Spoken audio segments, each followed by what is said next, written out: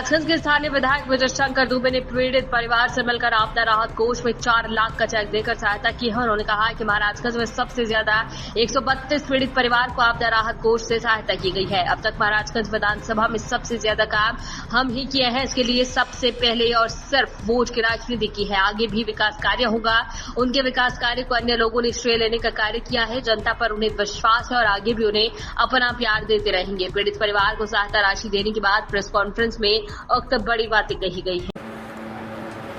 पनियाडीह पणौली गांव में कौन तिवारी नाम है? अखिलेश तिवारी जी के यहाँ उनके पिताजी का आज से 2-4 महीने पहले करंट लग गया। बिजली के करंट से उनकी मौत हो गई थी। तो उनका आपदा की ओर से ऐसे मामले में पानी में डूब करके, बिजली के लगने से, आकाशीय बिजली गिरने से, एक्सीडेंट में, ऐसे मामलों में सरकार की ओर से 4 लाख रुपया देने का आपदा के पीड़ित परिवार को, उसके परिजन को 4 लाख रुपया देने का प्रावधान है। और उस प्रावधान के अंतर्गत मेरे निर्वाचन क्षेत्र के महाराजगंज प्रखंड और भगवानपुर प्रखंड में जितने भी मामले हुए हैं, उन सारे मामलों में सभी लोगों के घर पर जाकर घटना की जानकारी लेना, एफआईआर दर्ज कराना, एफआईआर होने के बाद घटना का इन्वेस्टिगेशन कराना और घटना के बारे में आपदा के जो प्रभारी हैं, डिस्ट्रिक्ट मजिस्ट्रेट हैं, उन तक आपदा पीड़ित परिवार के आवेदन को पहुंचाना, साक्ष्य इकट्ठा करके दे देना, आवेदन के साथ एनेक्स करके आपदा के प्रभारी मजिस्ट्रेट को हम लोग दे देते हैं। आपदा पीड़ित परिवार के परिजन की ओर से और कुछ समय में 4 लाख रुपए का जब चेक बनता है तो चेक में बिचौलिए कोई नहीं लग जाए, उनके पैसे का शोषण नहीं हो, इसलिए हम अपने पीड़ित परिवार के यहाँ जा कर के चेक स्वयं देते हैं। और विभाग के अधिकारी भी रहते हैं। अभी तक कुल कितना दे दिया गया है? ऐसा राशि जो है अभी तक कुल कितना दिया गया है आपके विधानसभा क्षेत्र में? ये विधानसभा क्षेत्र में लगभग 132-33 मामले में कुछ एक मामले को छोड़ करके जो पेंडिंग है, अभी सभी मामलों में 4-4 लाख रुपए की राशि घर पर हम लोग जा कर के अधिकतर मामले में दिए हैं। एक बार महाराजगंज मुख्यालय में 9 आदमी को बुलाकर 9 आदमी को 4-4 लाख रुपया चेक विधवा को दिए हम लोग। अब पत्रकारों के माध्यम से वो एक खबर भी बनी थी। आपदा के मामले में कोई कोताही नहीं होने देने देते हैं। और मैं समझता हूँ कि मेरे जनप्रतिनिधि रहते जब तक मुझे सेवा करने का अवसर है, चाहे जहाँ अवसर मिला, रघुनाथपुर, माझी, महाराजगंज में अब सेवा कर रहे हैं, वहाँ के लोगों का आपदा के मामले में घटित घटनाओं का आपदा की राशि के भुगतान में कोई गड़बड़ी नहीं होने दिए, एक पैसा नहीं कटने दिया और पूरी निगरानी रख करके आपदा पीड़ित परिवार के घर पर 4 लाख रुपए का चेक हम लोगों ने। आगामी विधानसभा चुनाव नज़दीक है, बहुत जल्दी चुनाव बिल्कुल अधिसूचना जारी होने वाली है। वहीं देखा जाए तो महागठबंधन में क्या दरार है, क्योंकि अभी वर्तमान में सर आप कांग्रेस के विधायक हैं, महाराजगंज प्रतिनिधित्व कर रहे हैं, वहीं पर राजद अलग अपना दावा कर रहा है कि मैं महाराजगंज चुनाव लड़ूंगा, प्रतिनिधि घूम रहे हैं। देखिए क्या यह मतभेद महागठबंधन में मतभेद है? ये कोई मतभेद नहीं है। विधानसभा में टिकट मांगने के अधिकार आरजेडी के कार्यकर्ताओं का भी है, वो अपने नेता से टिकट मांगते हैं, महाराजेगंज का जिक्र नहीं करते हैं, किसी भी क्षेत्र से टिकट मांगते हैं कि हमको लड़ने का अवसर दीजिए।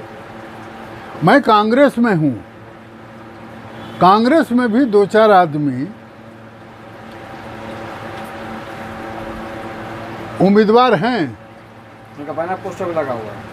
अब बैनर पोस्टर भी लगाए हुए हैं, इसमें लगाने से कोई रोक सकता है? लोकतंत्र है ना, कोई नहीं रोक सकता है। लेकिन मैं सीटिंग एमएलए हूँ, मैं यहाँ से जीता हुआ उम्मीदवार हूँ। मैं समझता हूँ, अब पार्टी की ओर से आपको कहने में मुझे ज़रा सा भी हिचक नहीं, पार्टी की ओर से मुझे कह दिया गया कि जाइए आप महाराजगंज में अपना तैयारी करिए, चुनाव आप ही को लड़ना है। मतलब माना जाए कि महाराज से कांग्रेस के उम्मीदवार शंकर दुबे ही होंगे, वही चुनाव लड़ेंगे? बिल्कुल, ये हमको कह दिया गया और मैं समझता हूँ कि मैं ही उम्मीदवार होऊंगा, दूसरा कोई नहीं। 2 उम्मीदवार तो कोई नहीं हो सकता। हाँ, टिकट मिलने के दिन तक मांगने का अधिकार तो 1 से अधिक लोगों का है। लेकिन महागठबंधन में वीआईपी के लोग हैं, कांग्रेस है, राजद है, लेकिन महाराजगंज की देखा जाए तो वीआईपी के कुछ लोग हैं, वो बोल रहे हैं कि हमको एकदम टिकट कंफर्म हो गया है। कुछ लोग कांग्रेस के भी बोल रहे हैं कि ये कहने से बात सुनिए, कंफर्म हो गया है। लेकिन आप वरिष्ठ नेता हैं, ये सब क्या चल रहा है? मतलब नहीं, कुछ नहीं चल रहा है, ये चलना शोभा है। पार्टी में, गठबंधन के दलों में टिकट मांगने का अधिकार तो सबको है। कांग्रेस में भी दूसरे आदमी टिकट मांग सकते हैं। पार्टी डिसीजन करती है कि कौन लड़ेगा और टिकट तो मिलेगा एक ही को। तो राजद भी दावा करे, महाराजगंज तो वीआईपी पार्टी भी दावा करे कि महाराज हम कंफर्म टिकट हम लोग का है, हम लोग यहाँ चुनाव लड़ेंगे। तो कांग्रेस के विधायक विजय शंकर जी क्या करेंगे उसके बाद? देखिए ना, अब महागठबंधन में आरजेडी है, कांग्रेस है, सीपीआई है, सीपीएम है, माले है, तो उनके उम्मीदवारों को उम्मीदवार होने का, टिकट मांगने का। आपके विपक्ष के लोग कह रहे हैं कि विजय शंकर दुबे जो विधायक हैं क्षेत्र में नहीं दिखते हैं, कोई भी किसी काम रहता है तो मिलते नहीं हैं, ऐसा आरोप लोग लगा रहे हैं। तो ऐसा क्या, इसमें क्या सच्चाई है? ये आपको लगता है कि मैं दिखता नहीं हूँ? मैं समझता हूँ कि मेरे से ज़्यादा कोई घूमता नहीं है। अब बराबर मैं महाराजेगंज में घूमता रहूं तो आज 36 पंचायत है महाराजगंज में। मैं आपको कहता हूं, अधिकृत करता हूं कि 36 पंचायत में 16 पंचायत महाराजगंज और 20 पंचायत है भगवानपुर में। 36 पंचायत में कोई भी पंचायत मुख्य मार्ग से, कनेक्टिविटी से वंचित नहीं है। आरओ की सड़कें सब पक्कीकरण हो रही है। ये मेरे कार्यकाल में हो रहा है और इतना काम कहीं किसी दूसरे क्षेत्र में नहीं है जितना मैं काम कराया हूँ। अच्छा, अभी विकास का अभी मुद्दा चल रहा है, बाहरी और लोकल मुद्दा का यहाँ बहुत ज़्यादा चर्चा का विषय बना हुआ है। लोकल चुनाव में लोकल आदमी और बाहरी आदमी देखिए, लोकल बाहरी कुछ नहीं होता है। उम्मीदवार पार्टी जिसको चुने वही न लड़ेगा। सब लोग तो नहीं लड़ेंगे। हाँ, चुनाव के तिथि तक मांगते रहेंगे। मैं देखा हूँ अपनी ज़िंदगी में, ये बहुत सारे लोग टिकट मांगते मांगते बूढ़े होकर के मर गए, चुनाव लड़ने का अवसर नहीं मिला। ये कंफर्म माना जाए कि अब की बार फिर कांग्रेस से विजय शंकर दुबे ही होंगे और वही चुनाव लड़ेंगे और वही जीतेंगे। अच्छा, महाराजगंज जनता का आशा था कि आपको बहुमत से बहुत से चुनाव जिता है। महाराजगंज जिला बनाने के लेकर भी एक मुद्दा हावी था, जो अभी देखिए, अभी बात सुनिए, वो जिला नहीं बन पाया अभी तक। आपका सवाल खत्म हो गया। देखिए, जिला बनाने का, प्रखंड बनाने का, अनुमंडल बनाने का भारत सरकार के परमिशन से बनता है ये, और भारत सरकार अभी बिहार को कहीं कोई बन रहा है क्या, कहीं कोई जिला ब्लॉक नया पंचायत सृजन हो रहा है क्या? नहीं हो रहा है, होगा भी नहीं। एक इसके प्रक्रिया है, मापदंड है। होना चाहिए महाराजगंज जिला, और महाराजगंज को जिला बनाने के लिए जितने अहर्ताएं हैं वो पूरा करने का काम भी मैं करता हूं। अनुमंडल में 3 अदालत है ना, सीमान जाना नहीं पड़ता है। किसने कराया? मैं कराया हूं। दावे तो लोग कोई और करता है। अब जैसे दावे सड़क का आदमी कोई कह दे कि मैं ही यहाँ का कलेक्टर हूँ, तो दावा करने में माने पागल लोगों का कोई रोक है? कोई कह दे कि अरे हम तो डीएम हम ही हैं, कोई रोक है? हिंदुस्तान में तो यही स्वतंत्रता है। जनता के बीच अभी भी घूम रहे हैं, अभी फिर चुनाव आने वाला है, जनता के बीच जाइएगा। लोग क्या मांग कर रहे हैं और आप किस उम्मीद से फिर जनता के पास जाइएगा? देखिए, हम तो अभी आज भी गए थे उस गांव में, और आपके मित्र ये भी थे। कोई आदमी निकल के नहीं आया ये कहने कि हमारे यहाँ काम नहीं हुआ, कोई काम कर दिए। एक डिमांड कुछ नहीं हुआ। मैं तो कोई आतंकित किसी को करता नहीं। काम जो होना चाहिए वो काम होगा। जाना उसी जगह चाहिए जहां आवश्यकता हो, तो जहां आवश्यकता होता है वहां मैं जाता हूं। बिना आवश्यकता का अनावश्यक जगह नहीं जाते हैं। अच्छा, जनता विश्वास करके दूसरे कार्यकाल में महाराजगंज जिला आपके कार्यकाल में हो जाएगा? दूसरे कार्यकाल में क्या कि लोकसभा, हर लोकसभा क्षेत्र का प्रावधान है कि जिला होना चाहिए? नहीं, कोई जरूरी नहीं है।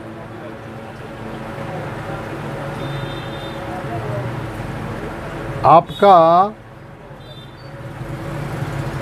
महाराजगंज लोकसभा 2 जिला के अंतर्गत है। छपरा सिवान दोनों जगह है। आई नया जब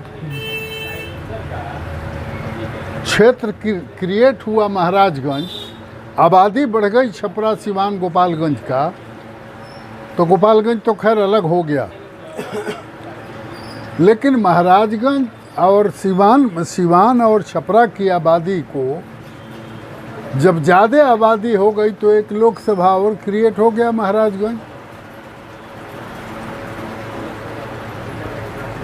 तो निर्वाचन क्षेत्र क्रिएट होने का एक मापदंड है। अब वो मापदंड जब पूरा करेंगे तभी कोई क्षेत्र बनता है। और जब क्षेत्र बनता है, जैसे महाराजगंज लोकसभा अहर्ता जब रखने लगा तो महाराजगंज हो गया। पहले छपरा सिवान गोपालगंज 3 लोकसभा था, महाराजगंज क्रिएट हो गया।